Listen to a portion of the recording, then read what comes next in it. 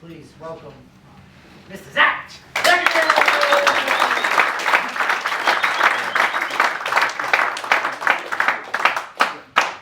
Ooh, it's really heavy in here, isn't it? It's not going to change with me. So Nick Alfano, incredible man, right? Right, well, first I had a bone to pick with Nick Alfano because he's been pissing me off the last 2 days, and now Nick Long, man, I got a bone to pick with you now. Let's go. Now look, 2 days ago I come in, right? I get here and like Nick's like, dude, I got this guy named John. He's got some like special meditation, right? Okay. I'd like for you to split time with him. I'd like for you to give him some time. I didn't just spend 8 hours on this, but yeah, sure, that's fine. Yeah. Then yesterday we're sitting here, right? There's something sitting right there. We're playing y'all's day. We're, curating everything, and he's like, hey, I really want John to get some time because he's better at the science. What? I didn't just spend the last 5 years studying epigenetics, subconscious remapping, neuroplasticity, the microbiome, for somebody to tell me that somebody's better at science. And down here, this little feeling, you're not good enough. Be better. Then another voice spoke. It's from here. I said, well, I don't want to talk about the things that I talk about in any other way than the way I talk about them. It's not about you, Zach. It's about you.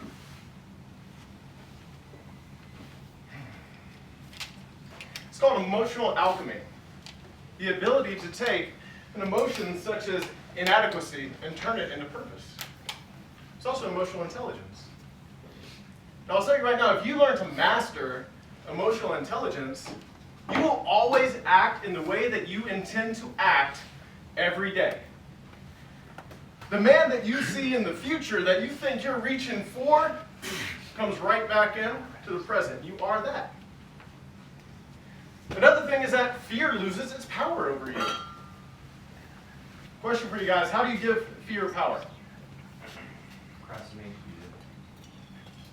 To form? Time. As a child. What's up? Time. Timing? Okay. No, if you give fear time, you don't do anything about it. Listening A to little it. bit of listening to it. Okay, we're getting close. Energy. Pay attention to it. Believe. Give it energy. Knowledge is getting closer. Giving energy is getting closer. Not overcoming it. Straight or far away. Yeah, that's real. Colder, hotter, colder. Gonna take action. Accepting it as truth. Oh, there's the right there. What'd you say? Accepting it as truth. Accepting it as truth. We're getting close. All of those are great. Acknowledgement was close enough. It's called attachment. You feel this emotion, and you say, ooh, that's real. It's me now. You attach yourself to it. When really you had a choice that you might not have been aware of. You have choice points, awareness points that are inside of you that you're choosing to put on autopilot right now. And if you just take a moment and think about what you're thinking about, you might reprogram your entire being and align it into a person you've always wanted to be. So today we're going to talk about reprogramming focus, which I'm the focus coach. I want to make sure I'm using this right for a second. What's that problem? Point it at the back. What? Point it at the back. Pointed at Jeff. Has to bounce off of Jeff. To freedom! Everything I'm going to give you guys today is really to liberate the powerful creator that's inside of you that you're just shoving down with stories and fear and bullshit, all those things. So before we get started, Chase, will you help me out? I'm a big safe space guy, so I want to make sure that we get on the same plane. Okay?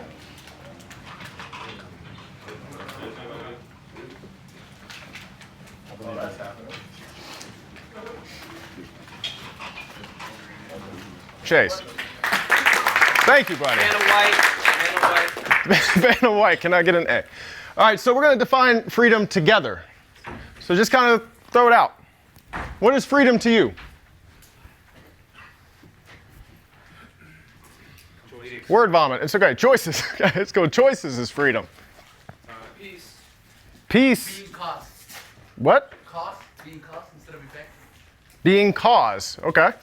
Being the cause. Time. Full expression. It's beautiful. Vulnerability. Vulnerability. Transparency. Transparency. Acceptance. Acceptance. Having what you want. Whoa, whoa, whoa, whoa, whoa. Okay, we gotta stop. We gotta stop.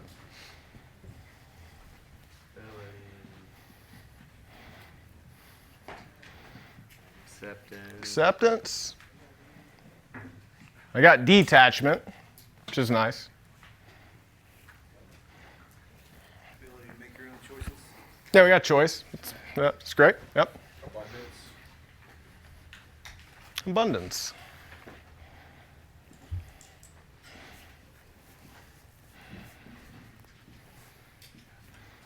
Spontaneity.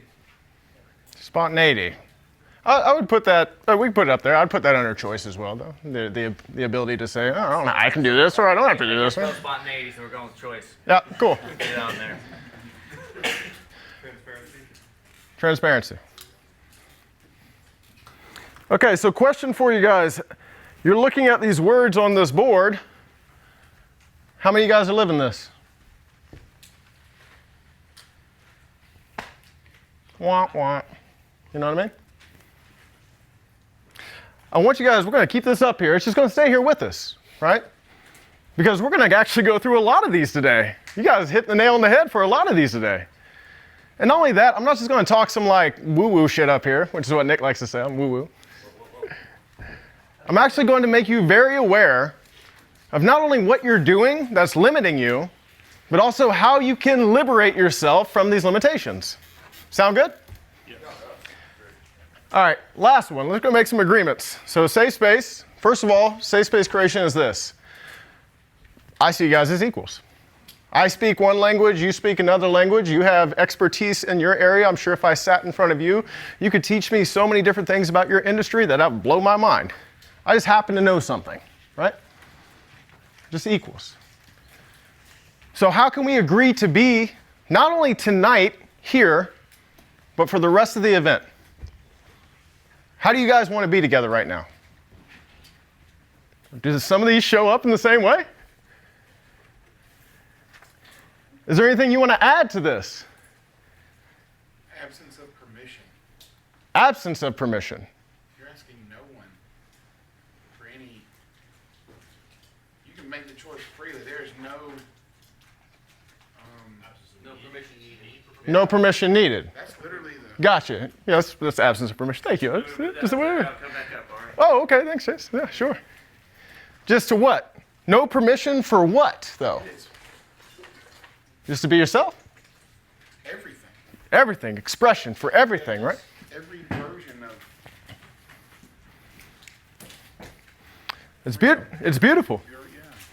So I'm going to tell you this right now, guys. What he is talking about is transparency. And transparency is your key to freedom. It's also, to the mind incarcerated by the illusion of fear, transparency is the most frightening. We'll talk about why that's the case. Now with this, all this here, can we also leave one more thing up here? Can we agree to not judge each other? Can we try and leave our judgments? Right? They don't serve us anyways. Jim Carrey has, oh, you're going to see a couple Jim Carrey quotes because I love that man now. Well, I loved him when he was Ace Ventura doing all the things he was doing, but like now. He says, true freedom is living life without judgment or concern. Think about how much mental energy you spend judging yourself and judging other people, which really just keeps you in the same damn place or puts you further down that you could just alchemize into creation. Huge limitation. So with that being said, since we've made this agreement, the man I was talking about, who I love, by the way, John, he can come up.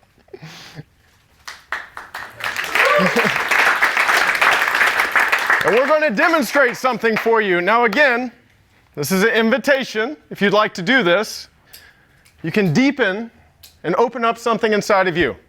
So John, we're going to put our hands right here. I love you. I'm grateful for you. I love you, and I'm grateful for you. Give me a hug.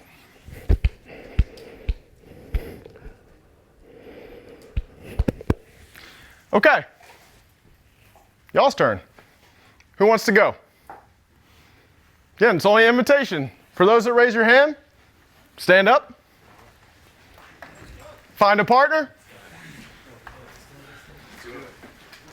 Look into each other's eyes, say, I love you, I'm grateful for you, and hug them.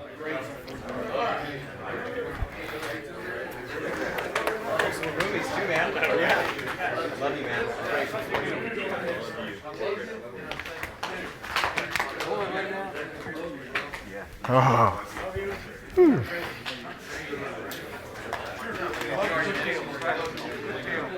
Awesome, guys. Can I get you, man? Yeah, man. Yeah. I love you. Love you. I'm grateful for you. Yeah. Awesome, brother. Appreciate you, dude. Thank you, man. Grateful for you too, brother.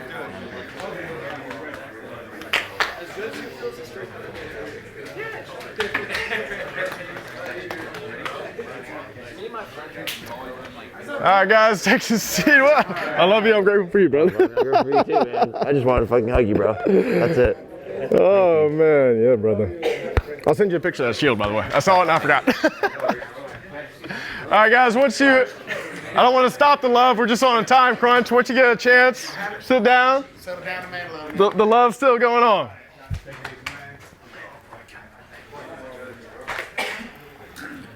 Woo, woo.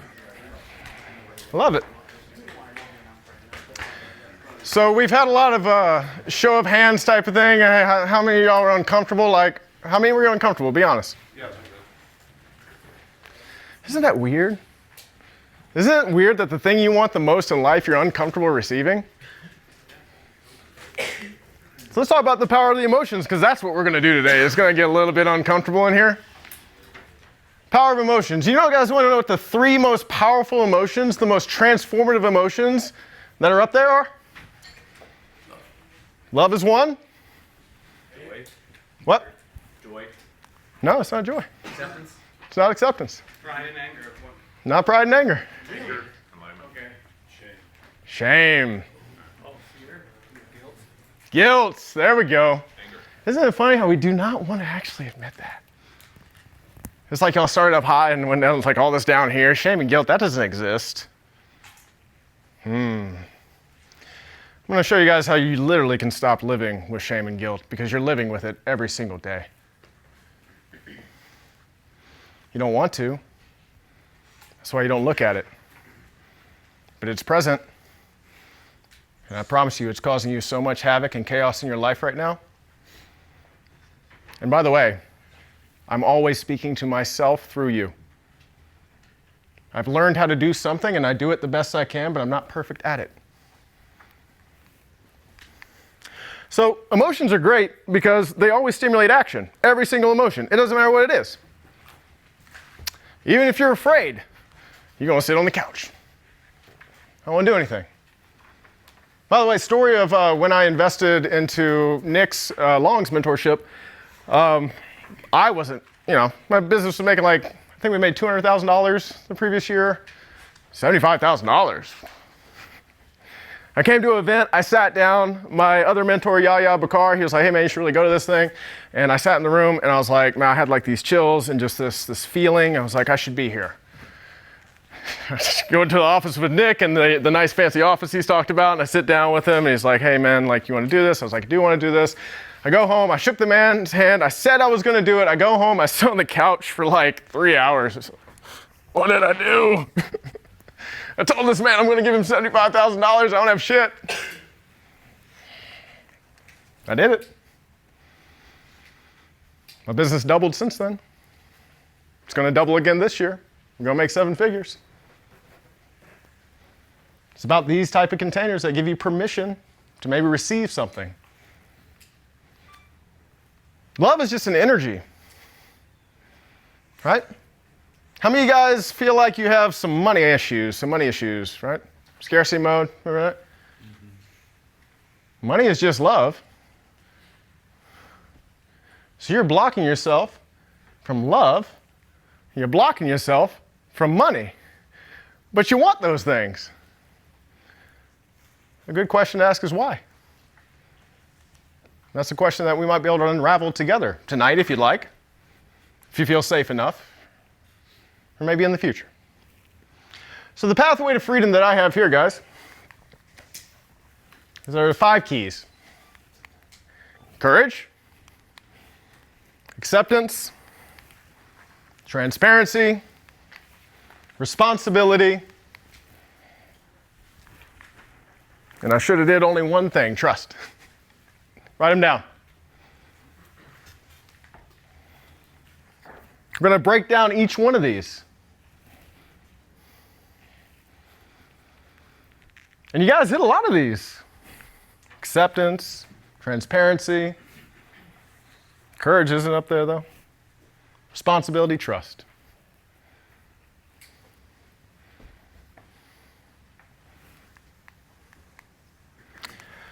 So, I love definitions. By the way, the reason why I love definitions, guys, is because literally we respect words to define them, right? But for some reason we don't respect ourselves enough to define who we are. Isn't that weird? So how do you define courage? Anybody?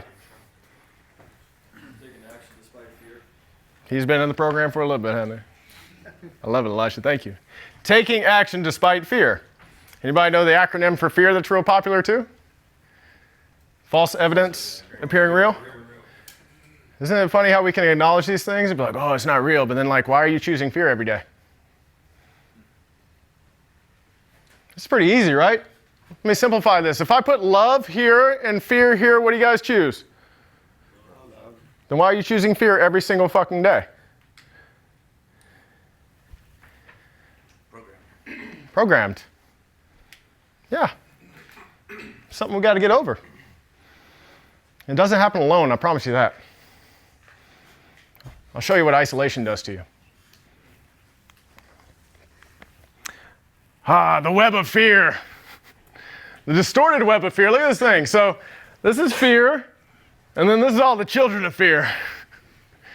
Once you can realize this, once you can literally just figure out that all the stories that are inside of your head, all the conflict, when you feel like you have like 20 different voices coming after you, and you can just really be like, wait a second, is this coming from fear? Is this coming from love?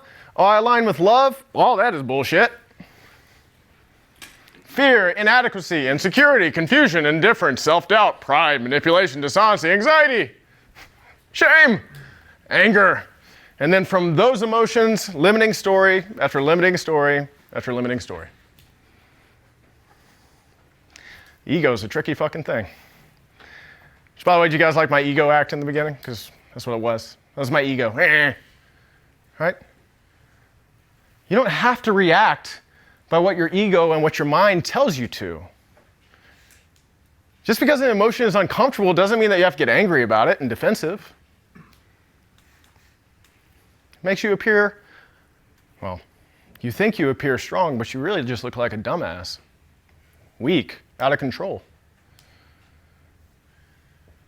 Becoming emotionally intelligent, I promise you guys, through this process of understanding yourself, again, it's the greatest skill you could ever develop inside yourself. And it's something that as guys we don't really have because why? Jim Carrey said it best. So many of us choose our path out of fear disguised as practicality. We guys are great at like logically describing emotions, but to actually feel it. Practicality. It's heavy, isn't it? The mind will trick you every single time. Why? Because the mind is impulsive. The body craves comfort. So it's like, I just want to do what I've been doing. And the mind's like, well, this seems cool, and this seems cool, and this seems cool, and this seems cool. Oh, none of those worked, and now I'm a failure. What? So let's talk about it. You might want to open up. What are you afraid of? Failure. Failure. Scarcity. Scarcity. Not being enough. Not being enough. The unfamiliar. Inadequacy. The unfamiliar. Dying before I made an impact. Early death. Unacceptance. Ooh. Yeah, the inverse rejection. That's the worst, man. Judgment. Let's go and debunk one right now. Who said failure? Both of you guys, that's fine. I'll get both of you guys. Okay, cool. So I want, all right, so what's your business right now? Construction. Dog training. Cool. What happens if you lose your business? What would you do if you lost your business right now? You lost all your money. What would you do? Clean pools. Clean pools. Start over. Start over. Yeah, it's, Cool. yeah, I mean, I don't feel like it'd be Tiger King where I would never financially Tiger King. I love that. over for this. Start over. What would you do when you start over? Careful, that's an open right there. It depends on the failure in which happened. I mean, you know, if you crash and burn your name, it'd be impossible to get back in the same brand again. Would it be impossible? Or would it be impossible because you're saying it's impossible? It feels impossible. It feels it. Definitely feels impossible. Mm-hmm. I think the failure for us is I have so many people relying on me. I mean, me and Justin and TJ are here, Mm-hmm. and What happens if you let all those people down? What would you do? it would destroy me. Why? What? So What? that man right there is hoping TJ bet everything he had on me, and I'll be honest with you, man. He's got his whole life right here, and he's relying on me to make this happen. I have a comfort blanket. You know, I'm not financially in the. I'm not here like scraping pennies. Sure. But I'll be honest with you, man. I mean, I lucked in the money that I do have. It was just pure fucking luck. I made, by the hand of God, I made some good decisions, and those good decisions surprised me. And you know, I'm by no means I'm not playing on the game of these guys, but I'm not worried about where the next dollar goes. But then you bring these people in. TJ is a successful guy. Justin's a successful guy, and then you. For a second, let me say, TJ, do you consider yourself successful? Just making sure you're giving yourself love, huh? Oh, I do. I definitely do, man. When me and TJ first met, I was like, bro, this Joker, he is a smooth motherfucking talker. And then like 3 months later, I was like, I'm going to exploit the shit out of that. So just because we went down this route, one, what are you creating for yourself with the story that you're telling yourself right now? That he's given you an opportunity, and you don't want to let him down. Right. TJ, are you worried about whether he lets you down or not? Don't let him lie to you. He is fucking terrified. I really am not, because I'm good either way.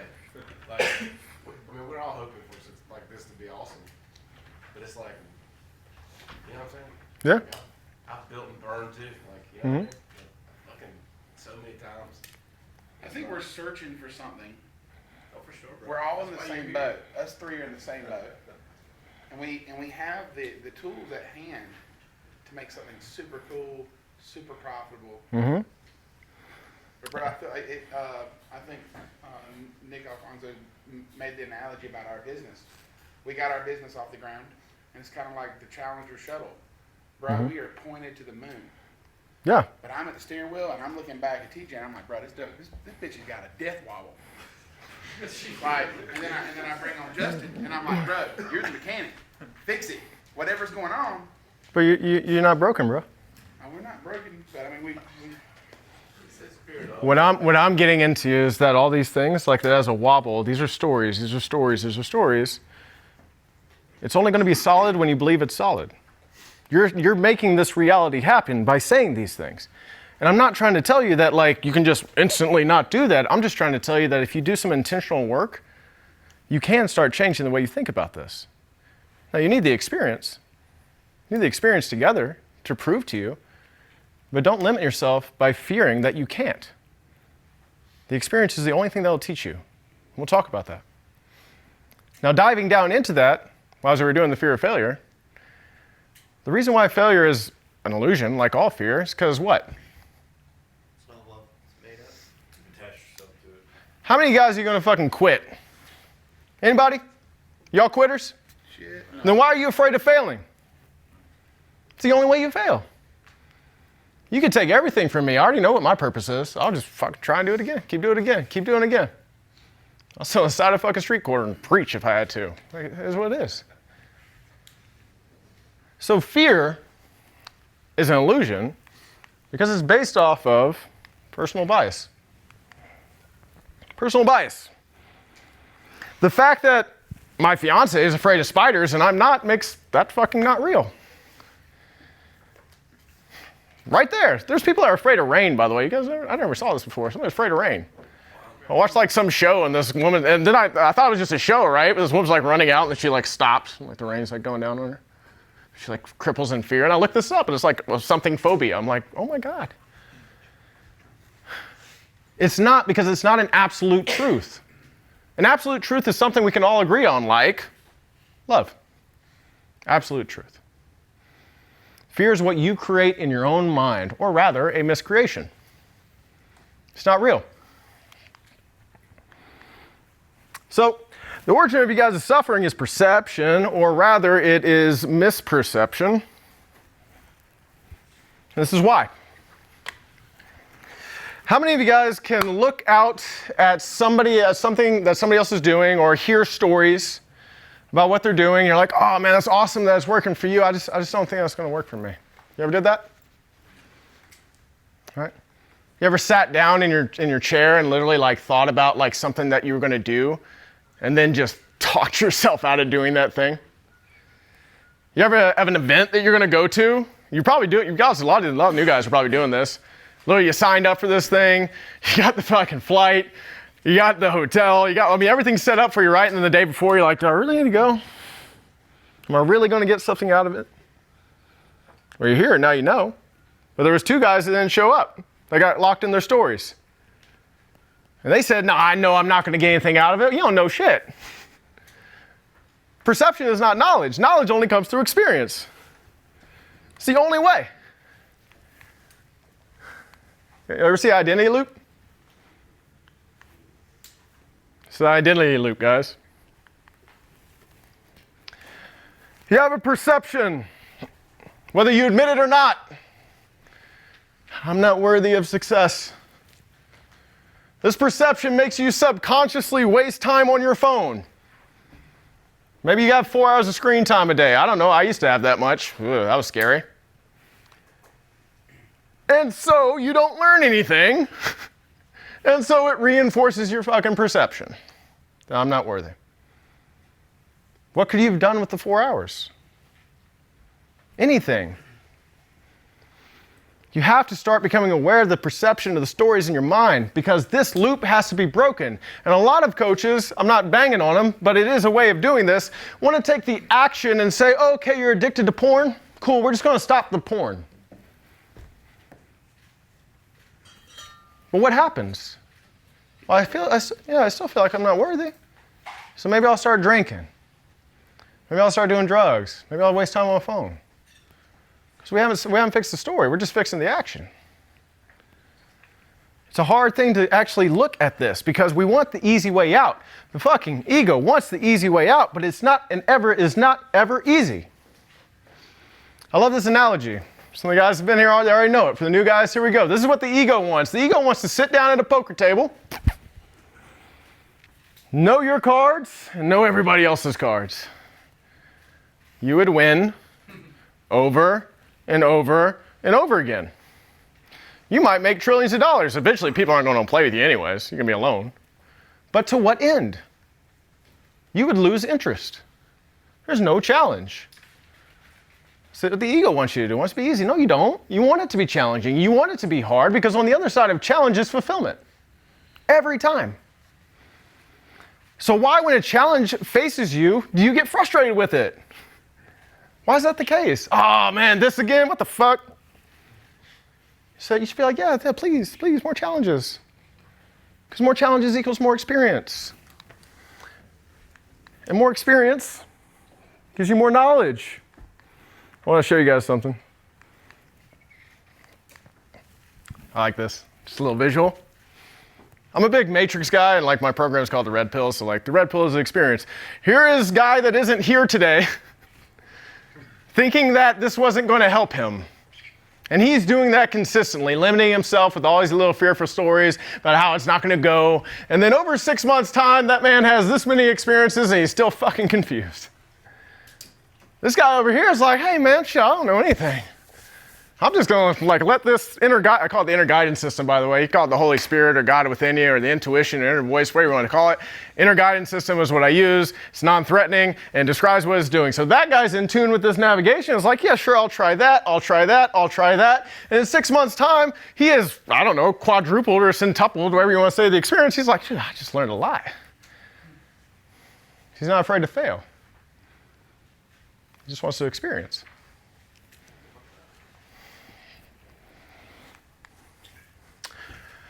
So I want to help you guys, something I call the Trinity Decode.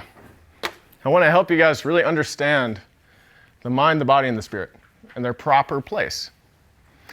So any Christians in here, you guys are familiar, right, with the Holy Trinity. The Father, the Son, and the Holy Spirit. All three are separate entities. All three are God, correct? This is your Trinity. The mind, the body, and the spirit. All three separate entities of you, all you. Now the problem is that when we feel incarcerated or out of control of our life, we're allowing the mind or the body to choose for us. I was addicted to pornography for 16 years of my life, from the time I was 14 to 30. It was fucking hell. Couldn't get over the body that wanted the orgasm and the triggers. Couldn't get over my mind telling me I wasn't worthy, telling me there was something always going to be wrong with me. Not being able to actually be present or even get my dick up when it came to get with my ex-wife. I couldn't do anything. I had porn-induced erectile dysfunction. I watched porn tens of thousands of times over 16 years to the point that I remapped my neurochemistry to get turned on from opening up a laptop, but when my ex-wife touched me, nothing. Shit's hard. I felt like I had no control. Well, that's because I let these two things that are actually just supposed to inform me, my spirit, which actually has the free will to choose, I was letting them fucking make decisions and choices. We talked about choice being freedom. It is. When you allow your spirit to choose. When you allow the inner guidance system to choose. Because really, the mind and the body are just tools for the soul to navigate it in the way that it wants to. And you wouldn't let a hammer tell you what to do, would you? That's why this morning, when you guys were in that cold water, I was telling you the body is nothing. It's nothing. It's not you. And if you attach your identity to your body, you're in prison. All right, guys. So this is the opportunity for you guys to be, open if you like. I want y'all to journal this. Courage. And if you'd like to use this as a session, again, like, hey, we create a safe space. There's no judgment. There's everything else. I'll be happy to help you through a reflection. But I would like for you guys to journal for a second. Where are you not showing up with courage in your business or your life? You know it. Your inner guidance system's telling you.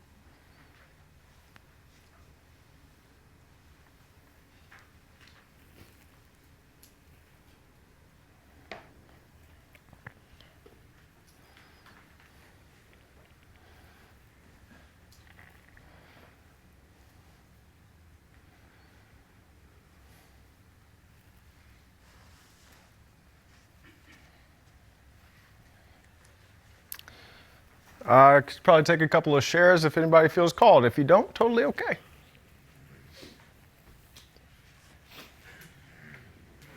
Brad. Ryan, I'll hit you next. We'll do Brad and Ryan, and then that'll be for this round. There's more questions to be asked and more things to be answered. What's up, brother? Yeah, so the example that came up in my mind is in my marriage, where I'm allowing fear rather than operating out of courage. And a lot of it's just fears about my wife. And I focus a lot on what she does and, being afraid that she's going to become the things that I hated growing up, or that maybe, were traumatic for her growing up. She loves to drink alcohol, and I'm afraid there's a period of time in my life when my mom was an abusive alcoholic, and I'm afraid that she's going to turn into that. I'm afraid, she grew up in a family that was emotionally shut off, so I'm afraid that she's going to create an environment in our home where emotions aren't okay and aren't accepted. So let me tell you. So have you spoken to her about these fears? Not directly. We've had lots of conversations around those things, but no, not directly. But the ironic thing is, by me focusing on those fears, I'm just inviting those behaviors into my home. Oh, absolutely. Your thoughts become things. The content is up to you. We'll talk about transparency, and it's going to be the key to actually you guys understanding yourself. And I'll see if I can help you as well with setting up how to create a safe space when you're going to talk about something like this, okay? Ryan. I would say just full expression of myself in any situation. There's some environments where I'm extremely comfortable, the gym, coaching people. When I'm in my element, I feel supremely confident, right? And then I go into a different environment and I let other people, I let myself give my power away. Yeah. I give my power away to other people, other men, females. It doesn't really matter, but that's sort of how it shows up for me. It's not across the board I'm the man. It's sometimes I'm the man, and then other times I just kind of hang back. Yeah. Yeah, so that's a great segue into this next thing, which is we're going to talk about acceptance, which is the resistance point, what I call number one. There's two resistance points. Acceptance is number one. What's the antithesis of acceptance? Rejection, which typically comes from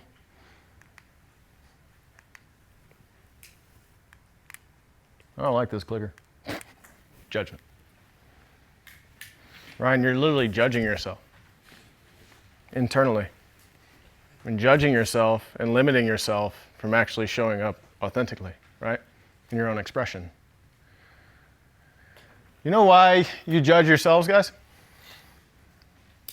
Because you actually believe it is working for you. It's also why you judge other people. But isn't it strange? There's only two outcomes to judgment, right? What are the two outcomes to judgment? Guilty? Or what? Not guilty. Or innocent, right? When you judge yourself, how many times do you judge yourself being innocent? Yeah, that's hard, isn't it? Again, if you wouldn't judge yourself, you think it's effective, but it's not. It's just putting you down. It's just keeping you stagnant. It's just limiting you from what you actually want.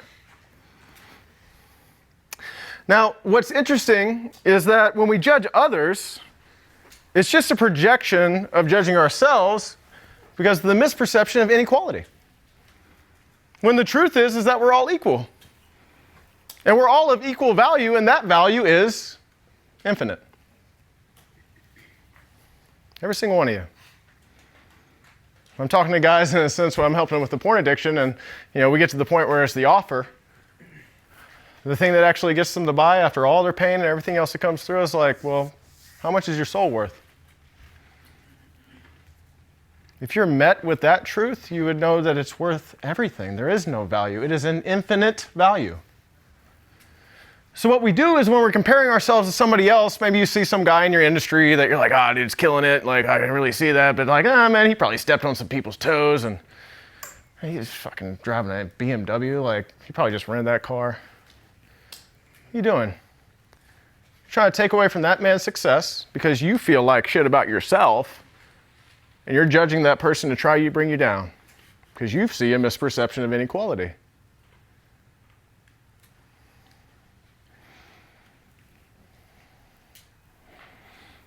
Fucking ego. I think it's tricky. Does a lot of tricky things. So again, those two outcomes, right? Innocent or guilty, that's it. That's it. So let's reprogram this. Judgment. What is the actual, we talk about judgment, right? So like, I can't sit here and say all judgment is bad, but what is the only judgment that actually serves you? Productive or unproductive? Helping or hurting? Close. Constructive. You guys are getting there. Self-reflection. Sure. Signal. Signal. Situational. Love. Self. I said it actually. Whether it serves or doesn't serve. That's it. It's internal, right here. Does this serve my happiness, my fulfillment, my love, my joy, or does it not? It's that fucking simple. If you just judge that, you would literally just live inside of your truth, inside of your love, inside of your power all the fucking time. But you never do a self-analyzation of what you're doing. You're just okay with the suffering. Talk about choice. Choose love, choose fear, right? Choose my suffering. You don't have to. You're choosing to. Woo, the symptom of shame. This is what I talk about with my guys that are addicted to things. I'm like, they're like, well, how do I know whether I'm addicted? I'm like, okay, cool. Do you tell your wife about what you're doing? Well, no. Well, you're addicted, bro. Shame. We hide things that we're shameful about. We live this life where it's like, look at me, I'm Zach, and all this over here that doesn't exist. Except for all this over here is causing all your self-sabotage. Everything. It's causing for me to watch porn. Maybe it's causing for you guys to be unfaithful with your wife. Maybe it's causing you guys to scroll on Instagram and look at hot girls when you're married. All that you feel shame about, that you know you shouldn't be doing. But you're doing it. And you're hiding it. And because you're hiding it, nobody knows about it. And guess what? You keep doing it every single fucking day. Every day. Just keep doing it. Keep hiding it. You don't want to face it. What is courage? Yeah, taking action despite fear, right? And this point of action would be to actually look at it and do something with it. But instead, you just hold on to it every day, act like it don't exist, but I wake up every day feeling inadequate, feeling every day with shame. I'm going to keep acting like it doesn't exist. Fucking sucks. It's hard. I coached a guy from the military. He was out of Killeen. He came back from overseas. And he said it was easier for him to run out in front of flying bullets to possibly die than to come back and look at himself from everything that happened. He would rather die. Now, he had the courage to look at himself. That's an ego thing, man. The ego wants one thing: separation and death. That's it. Isolation and pain. That's it. On the other side, love wants inclusion, inspiration, courage, joy, happiness. But damn, it's uncomfortable, isn't it?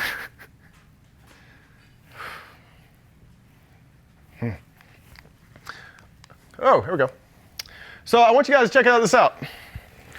So this is how I tell my guys that we're going to heal addiction, and I'm not talking about like 12 steps, man. Whew. I went through my own 12 steps. And I sat there, as I sat in a chair with a circle of all these other sex addicts, I'm like, hi, my name's Zach, I'm a sex addict. No, I'm not. He's trying to tell me I have no power over my addiction. Yes, I do. It's just because they don't understand this. This is the true addiction. If we can stop being addicted to guilt and shame, you'll stop being addicted to porn, drugs, social media, video games, anything else. You'll stop. Because this is what happens. Emotional distress, stress and anxiety. Escape. I don't want to be in the present moment. I don't like this. I escape. Then I start thinking subconsciously. For me, my escapism was porn. I'm like, trigger, let me watch porn. Then I start doing the behavior. Surfing, porn, dopamine, dopamine, dopamine, dopamine. For porn, orgasm. Then right afterwards, fuck, I shouldn't have done that. I told myself I wasn't going to do that again.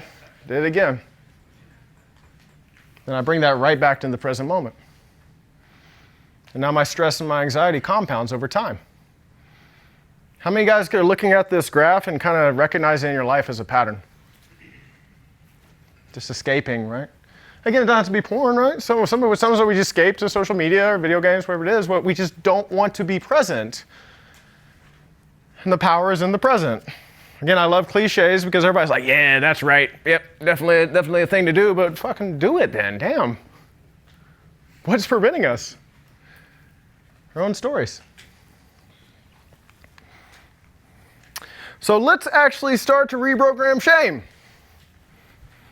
Shame is not darkness, guys. It's not darkness. You're treating it like darkness. It's not darkness. It's a light in the middle of the darkness. It's like, hey man, you feel this way, come explore, please. I just need you to look at it. It's friendly. You're afraid of what you might find. But then we sit in this duality of wanting love, but not reaching it because we don't feel worthy of it, and not wanting to feel shame. But we keep feeling it. So how do we get to that? There's a little saying called the only way out is through. You have to go through it. You have to face it. What I showed you guys in the beginning with what happened is what happened to me in my internal with what happened with Nick. I wasn't mad at Nick at all. That's not how I truly felt. I expressed shame. I felt shame. I felt like I wasn't good enough. That's not how I truly felt. That's not what I believed. But I acknowledged it. Ooh, I'm feeling that. Why am I feeling that? Oh, I'm feeling that because I kind of feel like I'm getting my time taken and I don't feel like I'm good enough. Well, but I am good enough. I know I am. I acknowledged it. Then I answered my own question, why? And then I thought about how I want to respond and how I want to act. It's not about eradicating guilt and shame. They're powerful emotions. You will never eradicate guilt and shame off of this planet. They are powerful, transformative emotions. It's about literally recognizing them as a duality to what you don't want, rather than putting up with what you do. Would you rather be hostage to the ego or host to God? You're hostage to the ego right now. And I promise you, no matter how many stories it tells you, it's not serving you. It's not. I can say that I'm playing a character. My name's Zach. I'm playing a character. It's meat sleeve. Whatever I'm doing here. I didn't choose my name. Whatever. It's not who I actually am. This is who I am. So if we start seeing it as a signal, we can actually start to look at it. So this is going to be a hard fucking question to look at. What are you hiding? From whom? And why? That one's heavy. Journal about it. It's an invitation. If you want to continue to say, I'm not going to look at this, you can. That's fine. It's your free will. Journal about it, if you like.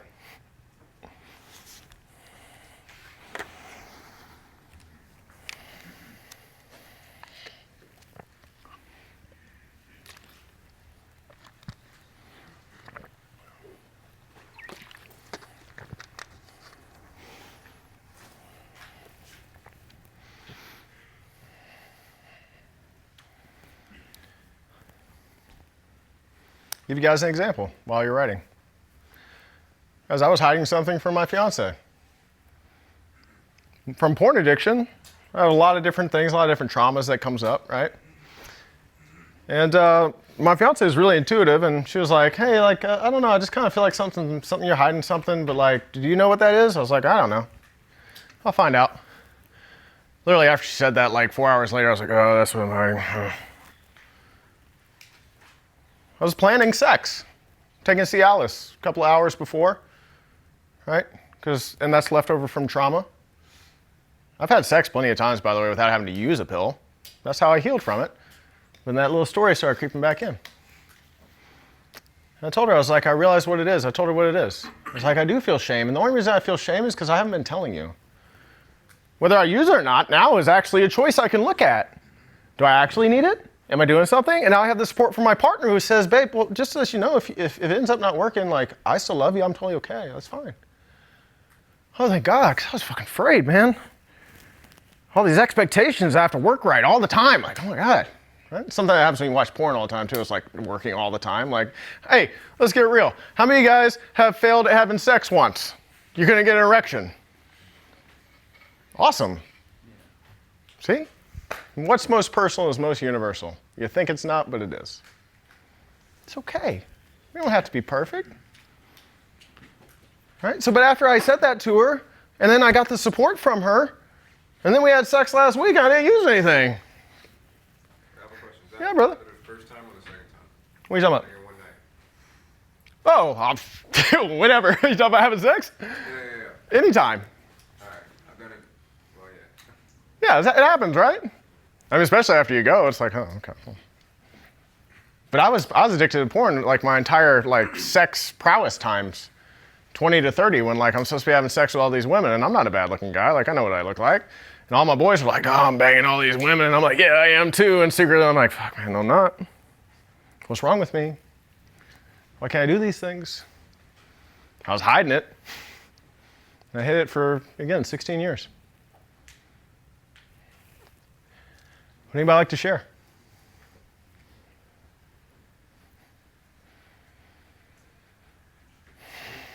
It's shameful, that's why no one wants to. I know. That's what's heavy.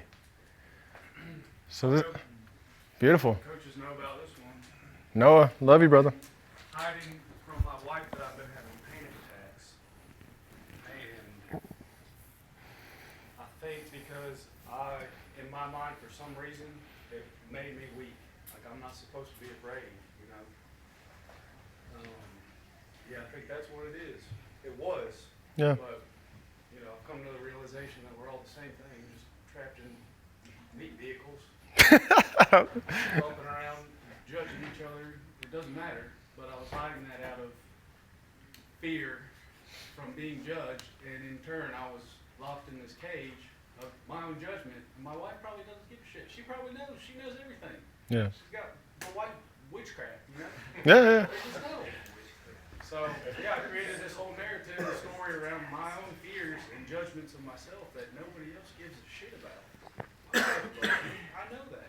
She wouldn't have cared. She probably would have helped me or tried to. So, yeah. She will still. She still will, yeah. Matter of fact, how many of your wives say to you all the time, like, I just wish you would talk to me? All the fucking time. Jesus Christ. Why do you think they're fucking asking you that, guys? Because they know. They have a strong intuition. I've been blessed to have the same thing. I call it a BS meter. And it's not a BS meter for honesty, it's a BS meter for truth. It's a gift. I was a pathological liar for a long time, so I know how to pick out a liar. Bullshitter. Yeah. And now that I told the guys outside, now that literally my whole life at this point is about discovering, aligning, and living with truth.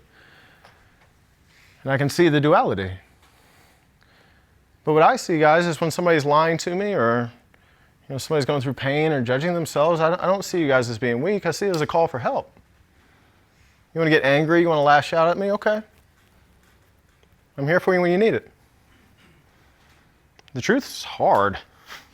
Most people can't handle it. Most guys will not face it. But I'm telling you right now, if you keep going out there and telling people that your business is doing better than it actually is, it'll never do better than it actually is. Why did I say that? Because I used to fucking do it. Some coach would be like, bro, how much you make this year? Like, I made $200,000 this year. I made like 100, right?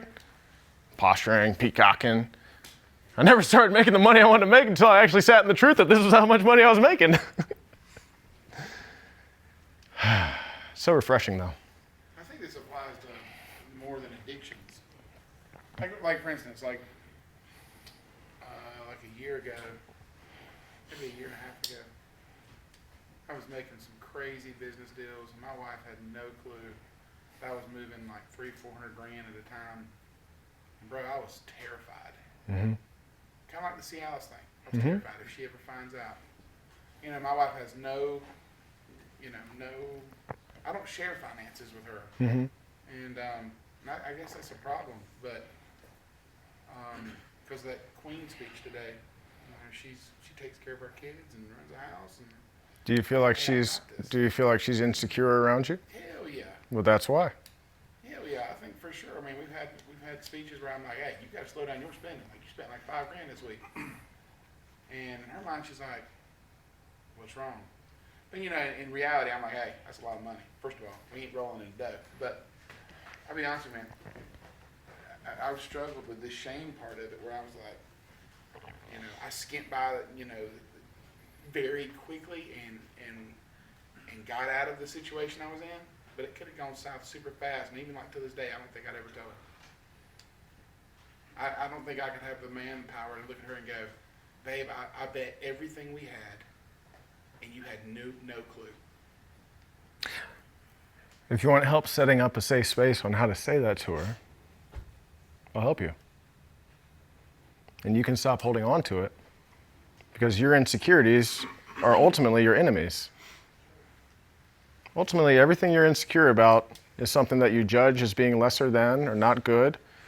And all you're doing is just projecting out and judging your own insecurities inside. If you release it, maybe being insecure about whether or not TJ trusts you or not will go away as well. You understand? It's a web. That's why I call it a web. I have to convince my guys that are addicted to porn all the time that they're like, well, I'm not confident and I'm not doing the things I want to do. I don't believe myself. It's the fucking porn, dude. No, it's not the porn. It's the fucking porn, dude. It's the same thing. It's this fucking story. And then you release this one thing and it just expands in all these other areas. You're just like, oh my God. And it just takes one time. So again, if you need help, I'm here. Maybe I'll just do it at the end with everybody. But personally, I can help you through it. There's a way to set it up, not only with a partner, with a business partner, with a woman, that I promise you, I want to do it now. This is how you do it. You sit down with her and you say, baby, I wanted to tell you something, and I want to tell you something with the intention that after I tell you, that we will love and understand each other better. I've been holding on to this, and because I've been holding on to this, it's been making it so I've been feeling insecure, and we haven't been connecting, and I really just want the connection, and I know that you know the reason we're not connected, because I'm not telling you. So can I tell you, and will you still be by my side no matter what? I bet you she'll say yeah. And right when you tell her, she's going to say, oh, thank God, man. There's been something wrong with this man for this long. And now I know. That's how you do it. I'll still help you afterwards, okay? All right, we're going to move on. I know it's a heavy question, but I want to challenge all you guys inside of this that whatever you wrote down, use this lingo. Maybe I'll do a video inside of the program app. I promise it works every time. You're creating a safe space and you're letting know the intention that the result of this is I want to love and understand you more, and I want to be loved and understood more. Women will say yes every time. Woo, resistance point number 2, transparency. And like I just said, woo, that shit's heavy. Transparency is a weird thing though. But it is your key to be fully seen, fully heard, and fully loved. It is your key to literally never saying, I feel misunderstood. You'll never say it again. It's your key to not being fucked out of business deals and having shitty-ass friends. This is literally me, take it or leave it. Bro, this is who I am. Right? Girls, this is who I am. It's all me right here. You love me? Cool. You don't? Cool. I'll find other people that do. I'm grateful. God, I'm so grateful to have every single person around me. I get to work, man. My COO is like my sister, not my blood sister, but she's my sister. My assistant coach is my brother from another mother. The woman I'm with now, I've never had a relationship like this. Me and my ex-wife had this crazy-ass energetic connection that was a mask for all of our bullshit to actually deal with it. This woman I'm with now, just keep falling deeper and deeper and deeper in love with her. Why? Because literally, I'm so transparent, and even when I'm afraid of it, she shows up for me exactly how I need to have it show up for me. I'm just like, oh my God, this is what I wanted all the time. What was the key? It was transparency. It was this. Now, again, oh man, so underneath, this, right? Underneath reprogram transparency, there's nothing. Literally, transparency, there's nothing. That's what transparency is.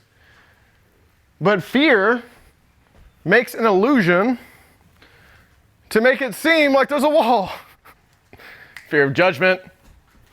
Oh, what are they going to think of me? Fear of abandonment. She's going to leave me. Fear of failure, inadequacy, success, being wrong. Fear of success, that's a fuck, isn't it? That's really mind fuck right there. Afraid of actually being seen, that's what it is. Some of you guys might have dreams of stepping on stage and being a Gary Vee type of guy or something like that, you know what I mean? You know what they had to get over? It's not the fear of failure, it was the fear of actually standing on stage and being seen. I had to do that. Porn addiction was fucking crazy, dude. I had terrible social anxiety. I didn't feel worthy, right? So, performance anxiety turns to social anxiety. I couldn't look people in the eyes, even when I was coaching people. The thought of being up here right now, I always wanted to, but I told myself I couldn't. I'm trying to be here as not only an example, but also for you to realize that literally it's here. This is blocking you. This is guiding you. And this wants to be comfortable. That's it. It's really that simple. So anyways, all these things make this thing happen, but this is what you think you can do with all of those fears. And then this is what happens. That's what happens. There you go. Back on it. Right? Yeah, there's all this stuff over here. I'm just going to jump over it. Oh, what the fucking still here? What the hell? It's never ending. Don't you want to be free? Don't you want to be out of this shit? I'm saying. Can't jump over it. What did I say? The only way out is... Boom. So on the other side of transparency is everything that you could ever want. Understanding, happiness, love, fulfillment. You guys want all these things, right? A lot of that's up there. Be brave. Have some courage. Life's too short, right? And you're not too old, no matter what age you are, to start living, literally, liberated, free. And by the way, why am I talking about this? I'm talking about freedom. Because and I'm the focus coach, right? Because all this shit is keeping you guys from being focused on the thing that you need to do. All of it. Self-sabotage, past trauma that's unhealed, right? Addiction, feeling unworthy. By the way, every single person plus myself, I've been telling myself I need to be doing something for my business that I haven't been doing just yet. Like, fuck, I really need to get to that thing. I really get to that thing. That thing's telling me to do it. I really need to get to that thing. And then I'm sitting in this thing where it's like, well, this is important, and this is important, and this is important. But this is the most important. So I'm just telling you guys, I'm in the same duality. The difference is, and I'll just say that the difference is that some of you guys might be telling yourself to fucking start something and end something for fucking years. For me, it's about a week. Then I level up, and then I go some more, and then undoubtedly, I need to start something, I need to end something, I sit in some time, and then I say, all right, fucking do it, level up. It's not about, right, going as fast. If you want to go as fast as you can, you have to be able to take a pit stop every now and again. But if you turn a pit stop into literally, I'm going to sleep in my car, everybody else is going to pass you by. And although I'm using business as an example, I'm talking about literally, man, your fucking life, like your kids, your marriage, your wife. We take a lot of things for granted that we should be grateful for. Because us as humans, we're programmed to literally be like take for granted when things are going great, right? It's like, oh, things are going great, I'm here. Then something goes wrong, it's like, boo! Fucking climbing to get back up to, I just want to feel that again. And then you feel that again, but you never acknowledge that, man, how great is it to feel this way? You just take it for granted. You feel like you're entitled to a happy life. If you use some gratitude in your life, this line goes up here. And then the highs and the lows aren't so much. a little bit easier to navigate. All right, another one. This one's easy. On a scale of 1 to 10, rate how transparent you are with others in your life. It's a simple scale. 1 being not at all, 10 being I'm 100% transparent with my life.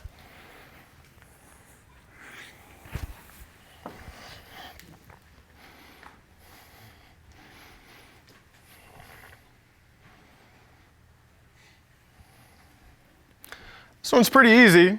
I actually don't want an explanation. Just throw out some numbers. 8. 5. 7. 7. 9. 5. 7.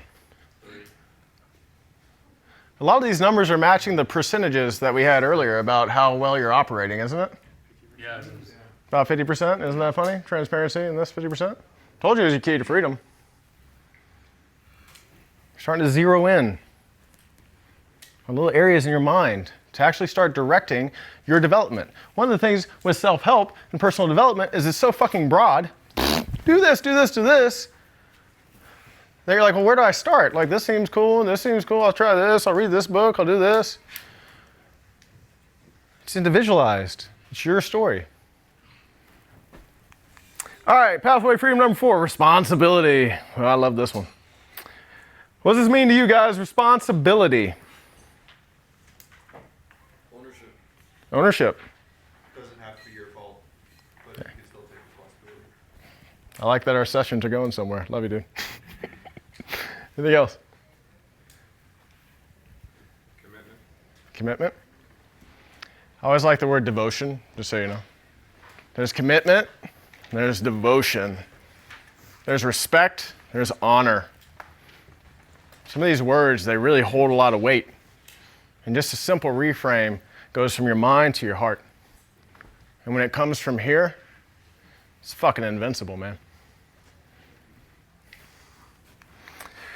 So the antithesis of responsibility is victimhood. Meh. And the 2 symptoms of that is blame and complain. Blame and complain. Oh, man. That's a hard one, too, isn't it? I remember I used to blame some invisible force working against me. Like, oh, fuck, man, I just feel like some invisible force is working against me. I can't fucking do this thing.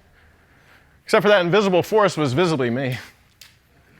As I'm projecting all my shit on everything else, because it's not my fault. It's not my responsibility. Somebody else fucked me. Let's have a heavy talk for a second. How many of you guys have ever cursed God for you not being where you want to be?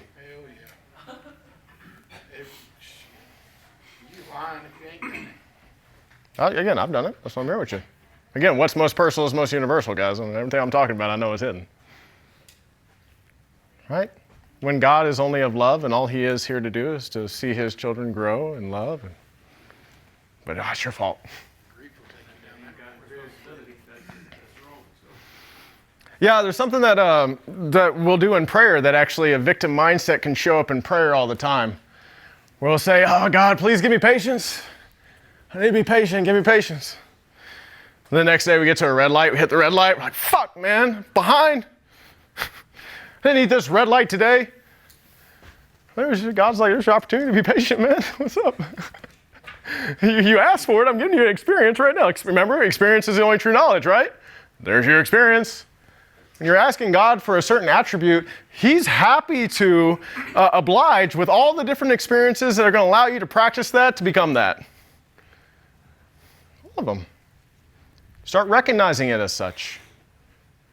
You'll start to see it. Again, I said awareness points, choice points, right? So what my man Diesel Davis was on, fault versus responsibilities. And this is really going to be really big, guys, because I mean, we got really heavy earlier and we were talking about trauma. We're talking about victimhood. This shit gets confused all the time, and it's very hard to unravel when we're in the victim state. And exactly what Dave said. Not everything is your fault, but everything is your responsibility. I worked with a woman. She was a rape victim. She was in the middle of blaming herself, right? I shouldn't have gone down that alley. I knew that this guy was following me. I should have gone somewhere else, blaming herself, blaming herself. And because she blamed herself so hard, she couldn't see how to get out. It's like the truth is, it wasn't your fault. But it's your responsibility to be able to look at that experience and extract the true lesson. And it's a lesson that propels you to grow into a better woman. She did it. Over time, subconscious remapping, believing it, doing it. A year later, she has a child. She didn't ever want to have kids. She was married when she got raped. It was a pretty traumatic incident. But that's what I'm saying to you guys. So understand that. Where you blaming yourself as this is your fault, because that's blocking you from accepting responsibility. You're just being victimized by your experience. And you can never be victimized by what you're choosing. Ever. You've chosen to be here. You chose your job. You chose your wife. You chose your kids. Every time you complain about them, you're saying that you're being victimized by your kids. You're not. You chose them. Every time you say you don't have time, you're saying you're a victim of time. That's how deep victimhood is. So what I'll tell you is that this voice right here speaks to me every single time I say, fuck, I'm complaining about this thing. I say, what would happen if I took 100% responsibility for what I'm complaining about? Every single time. Bah, bah, bah, bah, bah. This is what you need to do. This is how you need to do it. Everything. Victim is the ego, blocking you from the truth. So, another deferment of responsibility. I've talked about projection. You don't want to own it, so you throw it out. We do this with guilt a lot. This is why, again, you continue to hold on to guilt. We do this with guilt a lot. This is how tricky projection is. You ready? You probably guys have done this before, too. You feel guilty about not spending enough time with your wife and your family. That's what you feel. So you say to your wife, hey, babe, do you feel like we're not spending enough time together? That's projection. This is owning it. Hey, babe, I feel guilty that we're not spending enough time together. Do you have that reflection? Do you feel that too? Now you're not holding on to it anymore. You're owning it. And your wife will probably be like, yeah, I do feel that. Thank you for acknowledging, taking ownership and responsibility that that's the case, that that's the experience right now. So what can we do to fix it? Right?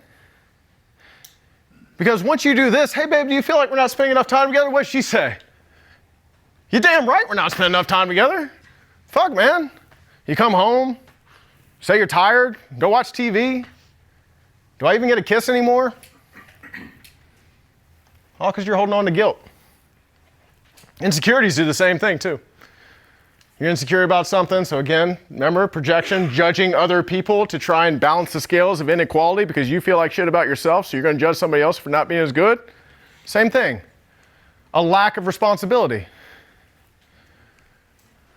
And responsibility is where creation actually happens.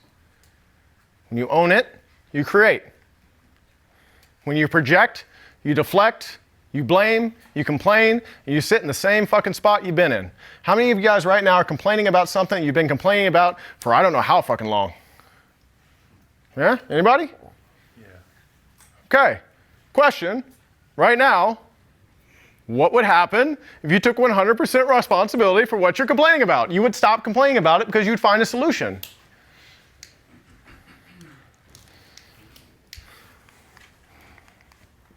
Here's what it does, just so you guys can see like a visual of this. Project my guilt out, I feel guilty. Project my insecurity out, I feel confused, I don't know who I am. Project my blame out, I am prideful, I don't need anybody. Project my complaining, I have constant anxiety, I don't know why. Fucking own it, man. That's it. So here's a good visual for you. I like visuals because a lot of times when I do a visual, like it'll help me not to do it anymore.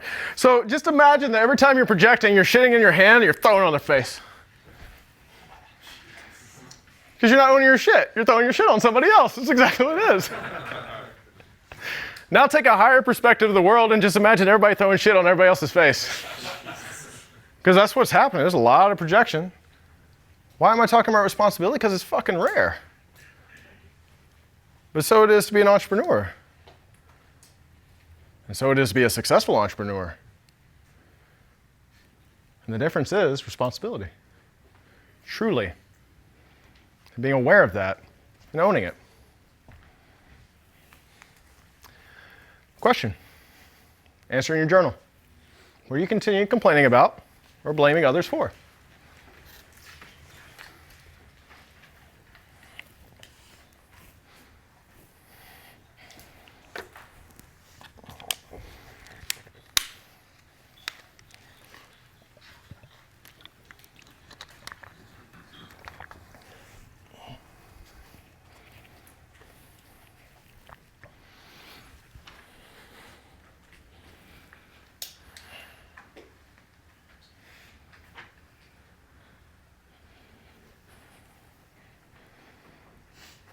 Would anybody like to share? Oh, well, right now is accountability. I am basically bitching about accountability for my employees, for my wife, from everybody else, and I realize that that's actually me, not being accountable. Yeah. So that's mine. Yeah, no, it's beautiful. Again, now you can see through the lens of truth, right? So what are you going to do about it? That's a good fucking question. But try and become more accountable. There's try and there's do. Well, I'm going to become more accountable. There you go. We can help you out with a map of how to become more accountable. Personal accountability is probably one of the hardest things. I struggle with personal accountability, guys. This is why I'm in a fucking container. This is why I pay other people to hold me accountable. With all the things that I've told you guys tonight, literally, I have 4 people that I get reflections from all the time when I'm in my shit. I say, hey man, fuck, I'm going through a thing right now. I can't see it. Can't see it. It's blind for me. Please leave me out of this shit, right? Anybody else like to share? I'm always complaining about not having enough time for my family, for my kids. Yeah. So inversely, take responsibility. How can you make time? So this week I talked to my state director. I'm actually coming back or quitting my second job. So again, That's awesome, man. Can we applaud Adrian for this? Quitting a second job. Because like Nick Long said, that shit is priceless. You can't put a price tag on your family, can you? Right? It's beautiful. All right, let's go into the last one. And this one isn't very long because I want this to be kind of an open discussion. We got about 5 minutes left. Trust. What does this mean to you? Go ahead, Ryan. To me, I think the most important thing is just trusting my own word. Trusting that I'm going to do what I say I'm going to do. If I say I'm going to, I don't know, run for 45 minutes, then I'm going to run for 45 minutes. If I say I'm going to do this much outreach, then I'm going to do this much outreach. And so trust to me is just believing myself when I say I'm going to do something. Yeah, there's a beautiful quote, a second knowing who it's from, but it sticks with me every time, which is that self-discipline is the key to self-respect, and self-respect is the key to courage. It's that simple. Do what you say you're going to do, you're going to start respecting yourself more. Or, in the feminine way, energy, loving yourself more. And when you love yourself more, you have courage. But when you don't, beat yourself up, doubt yourself, don't believe in yourself, right? That's beautiful. Anybody else with trust? A sense of knowing. A sense of knowing. That's a good one. There's a sense of knowing and following the knowing, though. That's the difference. Sure, let's talk about it right now. What do you know you should be doing that you're not? So, for example, like what I mean with a sense of knowing is that if I drop this, I know that it's gonna hit the ground. Yeah, I'm not worried about that. What exactly are you saying that you should be doing that you're not? Nothing comes to mind. Okay. What's something that you want to start that you haven't?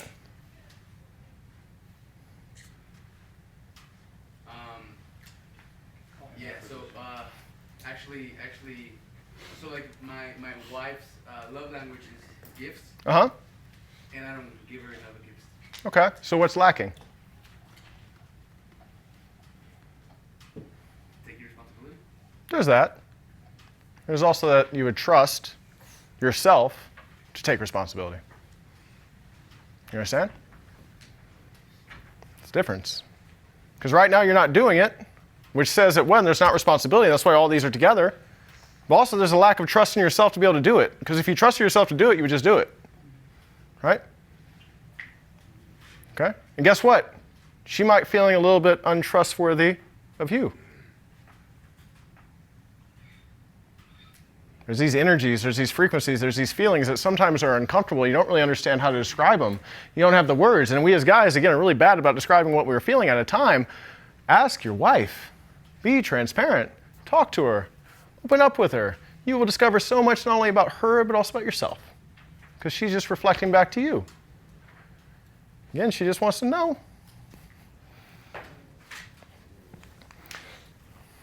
Write this one down. See if you can get through this. What do you need? What do you need to trust someone else, which is really what you need to trust yourself? Ryan, I think your response was a great one. It's probably going to be universal, but guys, what else is inside of there? Action. Action. Yeah.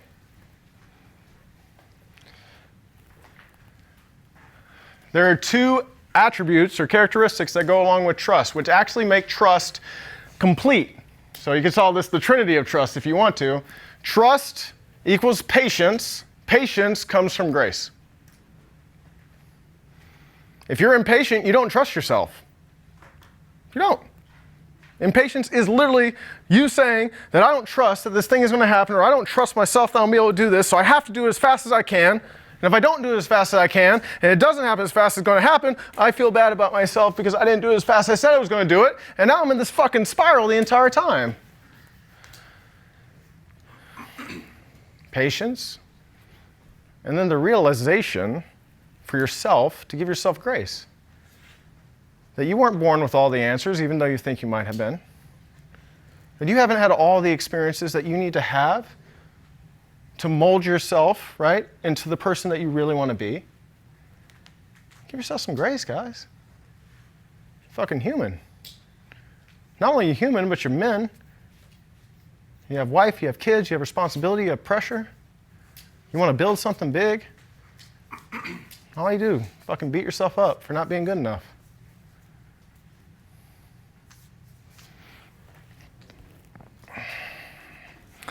The only truth that we actually know here, guys, is love. The only truth. Your business is a manifestation of your desire to be loved and understood and to love and understand. It's what it is. You create a business so that you can love yourself and also give your love, whatever that purpose is it's calling, out to other selves. It's that simple. If you can start to see this through the lens of love, you'll start to see more truth inside of what you're doing. And it might not be pretty. It might not be fun. It'll be exactly what you need. You can always come back to it. It's what's called a cosmic joke. Transparency is also a cosmic joke. It doesn't matter how many times you try and avoid transparency, you will continue to go down another loop and it'll come right back to it, and another loop and come right back to it, another loop and come right back to it until you're ready to face it. Every time. So let's be free together. I love you all. And that's it.